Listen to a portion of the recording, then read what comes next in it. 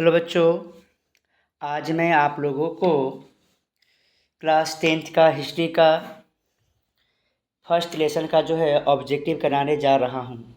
अपने पिछले सेशन में कुछ ऑब्जेक्टिव आपने देखा है और आज उससे आगे का ऑब्जेक्टिव कराने वाले हैं। तो चलिए पहला क्वेश्चन की बात करें। पहला क्वेश्चन कहता है, वियना सम्मेलन की मेज़बानी जो है निम्नलिखित में किसके द्वारा किया गया था। तो वियना सम्मेलन का मेज़बानी जो है वह मेटरनिक के द्वारा जो है वो क्या है किया गया है। ठीक है। अगला प्रश्न आपका है, वह कहता है कि चार्ल्स एल्बर्ट निम्नलिखित में कहाँ का शासक था। तो ये कहाँ का शासक था, तो याद रखिएगा पोलैंड का शासक नहीं है, हंगरी का भी नहीं है, यूनान का भी नहीं है। तो इसका आंसर हो जाएगा क्या, ए नंबर, मतलब पिडमाउंट जो है वहाँ का शासक ये थे। चलिए दूसरा प्रश्न कहता है, फ्रांस में नेपोलियन संहिता किस वर्ष लागू किया गया था। मतलब कल भी मैंने आपको बताया था, सिंपल सा क्वेश्चन था कि नेपोलियन संहिता कब लागू किया गया था, 1804 में। आज थोड़ा सा एक मैंने कह दिया कि फ्रांस में जो है नेपोलियन संहिता कब लागू किया गया था। तो बच्चे ये जो है आप कितना 1804 ईस्वी में जो है वह जो है आपका क्या है नेपोलियन संहिता जो है लागू किया गया था। ये कई बार एग्जाम में आया हुआ है ये क्वेश्चन। ठीक है। चलिए अगला प्रश्न क्वेश्चन नंबर 30 कहता है, हंगरी की अधिकांश जनता कौन सी भाषा बोलती है। बहुत ही बिहार बोर्ड के लिए क्वेश्चन जो है काफ़ी महत्वपूर्ण प्रश्न, ये बहुत बार ये आया हुआ प्रश्न है बच्चे, है ना। तो हंगरी की अधिकांश जनता वहाँ की कौन सी भाषा बोलती है। तो याद रखिएगा इतालवी नहीं बोलती है, फ्रेंच भी नहीं बोलती है, पोलिश भी नहीं बोलती है। तो इसका आंसर हो जाएगा क्या, क्वेश्चन मतलब ऑप्शन नंबर बी, मैंग्यार। मैंग्यार जो है वह हंगरी की अधिकांश जनता जो है इस भाषा का जो है क्या करते हैं, प्रयोग जो है करते हैं। क्वेश्चन नंबर आपका 31 कहता है कि नेपोलियन ने जर्मनी में किस संघ की स्थापना किया है। मतलब नेपोलियन जो है जर्मनी में किस संघ की स्थापना किया है। तो ये तो भी प्रश्न जो है एग्जाम में आया हुआ है। तो इसका राइट आंसर हो जाएगा क्या, राइन। इसका राइट आंसर हो जाएगा क्या, राइन संघ। राइन संघ में जो है नेपोलियन ने जर्मनी में जो है राइन संघ की क्या किया था, स्थापना जो है किया है। चलिए अगला प्रश्न आपका बताते हैं, वह है कि वियना सम्मेलन, मतलब वियना सम्मेलन का आयोजन किस वर्ष हुआ था। मतलब वियना सम्मेलन का क्या कह रहा है कि आयोजन जो है वह किस वर्ष हुआ था। तो वियना सम्मेलन का आयोजन की मैं बात करूँ तो 1804 ईस्वी में नहीं हुआ है, 1805 में भी नहीं हुआ है ना। तो ये हुआ है कितना, 1500 आपका 1815 ईस्वी में जो है आपका वियना सम्मेलन का क्या किया है, आयोजन हुआ है। चलिए अगला प्रश्न हम बात करें। अगला प्रश्न कहता है कि किस वर्ष गैरीबाल्दी ने रोम पर आक्रमण करने की क्या बनाई, योजना बनाई। मतलब कौन सा वर्ष था जिसमें जो है गैरीबाल्दी जो है रोम पर जो है आक्रमण करने की क्या बनाई, योजना बनाई। तो याद रखिएगा ये 1800 कितना 62 ईस्वी है, जिसमें जो है गैरीबाल्दी जो है रोम पर क्या आक्रमण करने की योजना जो है वह क्या बनाई थी। चलिए अब अगला प्रश्न आपको ये है, यही प्रश्न कई बार आया हुआ है एग्जाम में। आपको कह रहा है कि बुर्बो राजवंश का शासन किस देश में था। मतलब जो बुर्बो राजवंश था इनका शासन जो है किस देश में था, है ना। क्या रूस में था, इंग्लैंड में था, फ्रांस में था या अमेरिका में था। तो आप कमेंट में इसका आंसर बताइएगा कि ये इसका क्या होगा। ठीक है। तो इसका आंसर की मैं बात करूँ तो रूस, इंग्लैंड, फ्रांस और अमेरिका की बात करें तो इसका राइट आंसर हो जाएगा आपका क्या, फ्रांस। फ्रांस में जो है वो क्या है, बुर्बो राजवंश का शासन जो है किया गया था। चलिए अगला क्वेश्चन है आपका क्वेश्चन नंबर 35। ये कहता है कि मासिले किस देश की क्या है राष्ट्रभक्ति गीत है। मतलब जैसे कि हम लोग के इंडिया की राष्ट्रभक्ति गीत होता है, भारत का भी राष्ट्रगीत है, प्रत्येक देश का एक अपना राष्ट्रगीत है। तो उसी तरह आपको कहा गया है कि मासिले किस देश की क्या है राष्ट्रभक्ति गीत है। इटली का है, जर्मनी का है, फ्रांस का है, रूस का है। तो इसका राइट आंसर हो जाएगा क्या आपका क्या फ्रांस। फ्रांस का जो है ये क्या है आपका राष्ट्रगीत है। चलिए अगला प्रश्न हम बात करें क्वेश्चन संख्या 36।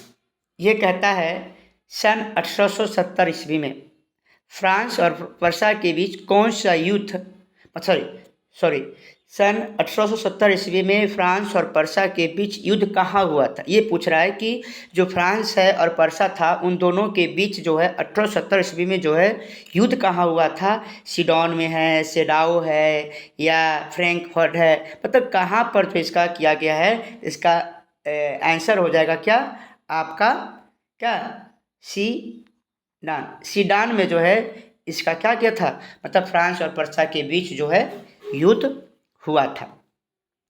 चलिए अगला प्रश्न क्वेश्चन संख्या 37 कहता है आपका कि राष्ट्रवाद की अवधारणा का जन्म किस घटना से माना जाता है। बड़े ही बहुत ही महत्वपूर्ण प्रश्न है ना। एग्जाम की दृष्टि से ये प्रश्न बड़ा ही महत्वपूर्ण प्रश्न है। आपको कहा गया है कि राष्ट्रवाद की अवधारणा का जन्म किस घटना से माना जाता है। पुनर्जागरण से माना जाता है या धर्म सुधार आंदोलन से माना जाता है, फ्रांस की क्रांति से माना जाता है या गौरवपूर्ण क्या है क्रांति से माना जाता है। तो इसका राइट आंसर हो जाएगा वह है क्या फ्रांस की क्रांति है ना। फ्रांस की क्रांति से जो है राष्ट्रवाद की अवधारणा का क्या हुआ था जन्म जो है माना जा रहा है। चलिए क्वेश्चन संख्या 38 मेटरनिख कौन था। कई बार इसमें आपने पढ़ा होगा है ना। ये चांसलर तो था मगर कहाँ का चांसलर था। मेटरनिख एक क्या था चांसलर था बच्चे। तो रूस का जार, ऐसे तो रूस का जार का अर्थ होता है रूसों का क्या सम्राट। इसके बारे में आपने क्लास में पढ़ा होगा कि रूस का जार का मतलब होता है रूसों का सम्राट। तो इसका राइट आंसर है मेटरनिख जो है वह आपका क्या ऑस्ट्रिया का चांसलर था। कहाँ का चांसलर था ऑस्ट्रिया का है ना। ये था आपका ऑस्ट्रिया का चांसलर था है ना। फ्रांस का और ये सब तो आपका आंसर नहीं है। चलिए अगला प्रश्न आपका क्वेश्चन नंबर 39 क्या कहता है। ये आपका कहता है कि इटली की स्थापना किसने की। इटली की स्थापना किसके द्वारा किया गया है। काबूल के द्वारा किया गया है, बिस्मार्क के द्वारा किया गया है, मेजनी के द्वारा किया गया या गैरीबाल्दी के द्वारा किया गया है। तो याद रखिएगा इटली के एकीकरण इटली की स्थापना जो है वह किसके द्वारा किया गया है। तो मेजनी के द्वारा जो है आपका क्या इटली का जो है क्या क्या स्थापना जो है किया गया है। चलिए अगला क्वेश्चन आपका कहता है यंग यूरोप की स्थापना कब कब हुई है ना। यंग यूरोप की स्थापना कब हुई। 1928 में हुई है, 1929 में हुई है, 1930 में हुई है या 1935 में हुई है। तो ये यंग यूरोप की स्थापना जो है क्या 1928 में किया गया है। आप हमको ये भी कमेंट में बताइएगा कि यंग यूरोप की स्थापना किसने किया है ना। तो हमें कमेंट में इसका जवाब आप लोग जो है दीजिएगा यंग यूरोप की स्थापना किसने किया है। चलिए अगला प्रश्न आपको कहा जाता है कि क्या सेडोवा के युद्ध में किसकी पराजय हुई।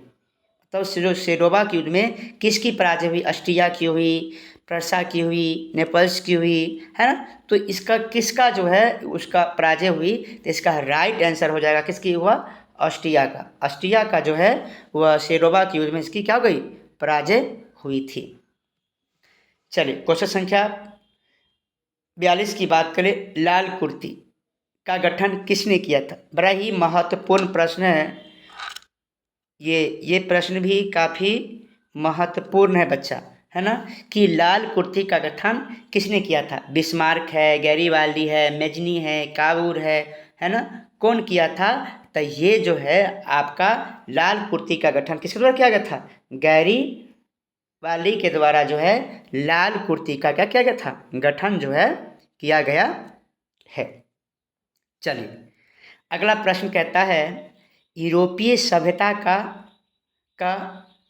पालन, पालन कहिए, यहाँ पर लिखा हुआ है पलना, है ना, किसे कहा जाता है? जर्मनी, यूनान, इटली या ब्रिटेन? तो इसका राइट आंसर हो जाएगा आपका क्या? यूनान को जो है वह हम कहते हैं। चलिए अगला क्वेश्चन, वर्साई की संधि की बात करें। क्वेश्चन कहा गया है कि वर्साई की संधि कब हुई? 1915 में, 1916 में, 1919 में या 1920 में? तो वर्साई की संधि जो है वह आपका जो है 1919 में। तो वर्साई की संधि 1919 में हुआ है। अब ये वर्साई की संधि हुई क्यों? तो आपका जो 4 वर्ष मतलब प्रथम विश्व युद्ध हुआ था 14 से लेकर 1918, मतलब 1914 से 1918 के बीच जो आपका क्या प्रथम जो विश्व युद्ध हुआ था, उसके बाद जो है वर्साई की संधि जो है हुई है। ठीक है, चलिए अगला प्रश्न है आपका कि मेटरनिक क्या है? तानाशाह था, प्रजातांत्रिक था, प्रतिक्रियावादी था या घोर सामंतवादी था? तो इसका राइट आंसर हो जाएगा कि मेटरनिक जो था वह आपका क्या था? प्रतिक्रियावादी था। चलिए अगला प्रश्न आपका कहता है कि मेटरनिक का पतन कब हुआ? ये भी बहुत ही महत्वपूर्ण प्रश्न है ना, कि मेटरनिक का पतन कब हुआ? 45 में, 47 में या 1948 में या 1949 में? तो याद रखिएगा मेटरनिक का पतन जो है 1947 नहीं, 1948 में जो है ये मेटरनिक का क्या हुआ था? पतन हुआ था। बड़ी ही महत्वपूर्ण प्रश्न है। ठीक है, चलिए अगला प्रश्न आपका कहता है बिस्मार्क क्या था? संगीतज्ञ था, नाटककार था, कवि था, है ना? तो इसका राइट आंसर आपका क्या होगा? संगीतज्ञ नहीं था, नाटककार भी नहीं था, कवि भी नहीं था। इसका राइट आंसर क्या हो जाएगा? डी, है ना? क्या है? कूटनीतिज्ञ था कौन? बिस्मार्क। चलिए अगला प्रश्न बच्चा कहता है इटली के एकीकरण का तलवार कौन है? बहुत ही महत्वपूर्ण प्रश्न है आपको, है ना? इसी तरह का प्रश्न जो है एग्जाम में अब पूछी जा रही है। मतलब इटली के एकीकरण का तलवार कौन था? बिस्मार्क है, गैरीबाल्डी है, नेपोलियन है, मतलब कौन है? तो इटली के एकीकरण का तलवार जो है वह माना गया है किसको? गैरीबाल्डी को जो है इटली का एकीकरण का तलवार माना गया है। चलिए अगला प्रश्न है इटली एवं जर्मनी के एकीकरण के विरुद्ध देश था, मतलब कौन सा देश था इटली एवं जर्मनी के एकीकरण के विरुद्ध? रूस है, ऑस्ट्रिया, पर्सा, इंग्लैंड, है ना? तो इसका आंसर राइट आंसर हो जाएगा क्या? ऑस्ट्रिया जो था ये दोनों के बीच विरोध कर रहा था। चलिए अगला है आपका प्रश्न कि मेटरनिक व्यवस्था का उद्देश्य क्या था? मतलब जो मेटरनिक व्यवस्था था उसका मूल उद्देश्य क्या था, है ना? गणतंत्र की स्थापना करना, प्रजातंत्र की स्थापना करना या पुरातन व्यवस्था को पुनर्स्थापना करना या नेपोलियन की पुनर्स्थापना करना? तो इसका राइट आंसर हो जाएगा मेटरनिक व्यवस्था का मुख्य उद्देश्य जो था वह था आपका क्या? पुरातन व्यवस्था की पुनर्स्थापना करना इसका राइट आंसर है। चलिए अगला क्वेश्चन है किसने कहा था? बहुत ही महत्वपूर्ण प्रश्न है ये, है ना? किसने कहा था कि फ्रांस जब छींकता है तो बाकी यूरोप में सर्दी और जुकाम हो जाता है? मतलब कौन कहा था ये, है ना? Napoleon, Metternich, Hitler, Garibaldi? तो ये जो था कौन था? आपका मेटरनिक का कहना था कि जब फ्रांस छींकता है तो बाकी सभी यूरोप में क्या हो जाते हैं? सर्दी और जुकाम हो जाते हैं। चलिए अगला प्रश्न कहता है क्वेश्चन संख्या 53 कह रहा है कि नेपोलियन कोड में कितने कोड, नेपोलियन कोड में कुल कितने कोड हैं? 3 है, 5 है या 4 है? तो इसका आंसर हो जाएगा राइट आंसर 3 तो नहीं है, है ना? 3 तो इसका नहीं है, 4 भी नहीं है, 7 भी नहीं है। इसका राइट आंसर हो जाएगा कितना? 5 जो है नेपोलियन कोड में कुल कोड जो है। चलिए अगला क्वेश्चन, हनोई समझौता, ये भी बहुत ही महत्वपूर्ण प्रश्न है ना। ये भी बहुत ही महत्वपूर्ण प्रश्न है कि हनोई समझौता कब हुआ था, है ना। तो हनोई समझौता जो है आपका ये हुआ था कब, 1946 में। 1946 में जो है वह क्या हुआ था, हनोई समझौता हुई थी। चलिए, क्वेश्चन संख्या 54 कह रहा है कि क्या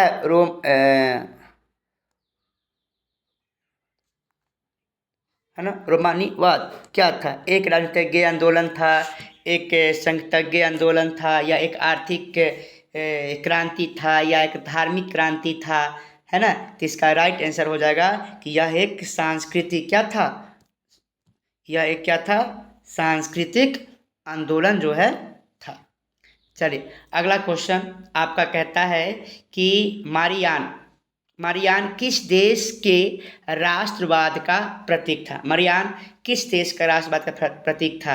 फ्रांस का था, जर्मनी का था, इटली का था, रूस का था। तो इसका राइट आंसर हो जाएगा आपका क्या, फ्रांस, है ना। फ्रांस का जो है वह राष्ट्रवाद का प्रतीक था, कौन, मारियान। ठीक है। चलिए, अगला प्रश्न, लास्ट प्रश्न है ये। आपको कहा गया है कि एक्ट ऑफ यूनियन, मतलब एक्ट ऑफ यूनियन किस वर्ष पारित हुआ था। एक्ट ऑफ यूनियन किस वर्ष पारित हुआ था, 1688 में हुआ है, या 1707 में हुआ है, या 1788 में हुआ है, या 1807 में हुआ है। तो इसका राइट आंसर आपका हो जाएगा वह है क्या, 1707 ईस्वी में जो है आपका क्या है, एक्ट ऑफ यूनियन जो है पारित किया गया है। चलिए, आज का सेशन यहीं तक। मैं अगले सेशन जो है मैं क्लास 10वीं का ही वह लेसन 2 का हिस्ट्री का जो है हम कुछ महत्वपूर्ण प्रश्न लेके आएंगे, है ना। अगर आपको अच्छा लगा हो तो शेयर कीजिए, लाइक कीजिए और कमेंट कीजिए।